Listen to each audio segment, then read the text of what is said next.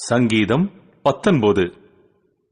ராகத்தலைவனுக்கு ஒப்புவிக்கப்பட்ட தாவீதின் சங்கீதம். வானங்கள் தேவனுடைய மகிமையை வெளிப்படுத்துகிறது. ஆகாய விரிவு அவருடைய கரங்களின் கிரியையை அறிவிக்கிறது. பகலுக்கு பகல் வார்த்தைகளை பொழிகிறது, இரவுக்கு இரவு அறிவை தெரிவிக்கிறது. அவைகளுக்கு பேச்சுமில்லை, வார்த்தையுமில்லை. அவைகளின் சத்தம் கேட்கப்படுவதுமில்லை. ஆகிலும் அவைகளின் சத்தம் பூமி எங்கும், அவைகளின் வசனங்கள் பூச்சக்கரத்து கடைசி வரைக்கும் செல்லுகிறது.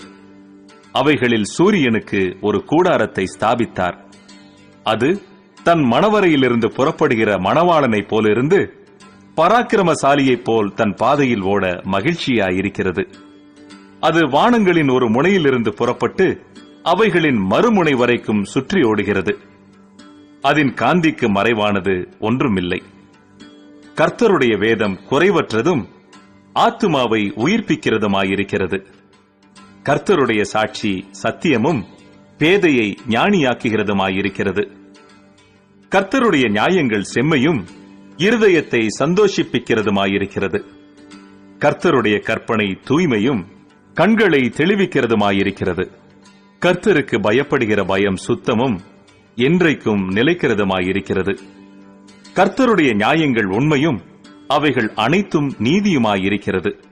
அவைகள் பொன்னிலும் மிகுந்த பசும் பொன்னிலும் விரும்பப்படத்தக்கதும் தேனிலும் தேன்கூட்டிலிருந்து ஒழுகும் தெளித்தேனிலும் மதுரமுள்ளதுமாயிருக்கிறது. அன்றியும் அவைகளால் உமது அடியேன் எச்சரிக்கப்படுகிறேன். அவைகளை கைக்கொள்ளுகிறதினால் மிகுந்த பலனுண்டு. தன் பிழைகளை உணர்கிறவன் யார்? மறைவான குற்றங்களுக்கு என்னை நீங்களாக்கும். துணிகரமான பாவங்களுக்கு உமது அடியேனை விலக்கிக் காரும். அவைகள் என்னை ஆண்டு கொள்ள ஒட்டாதிரும். அப்பொழுது நான் உத்தமனாகி பெரும் பாதகத்துக்கு நீங்களாயிருப்பேன். என் கன்மலையும் என் மீட்பெருமாகிய கர்த்தாவே, என் வாயின் வார்த்தைகளும் என் இருதயத்தின் தியானமும் உமது சமூகத்தில் பிரீதியாயிருப்பதாக.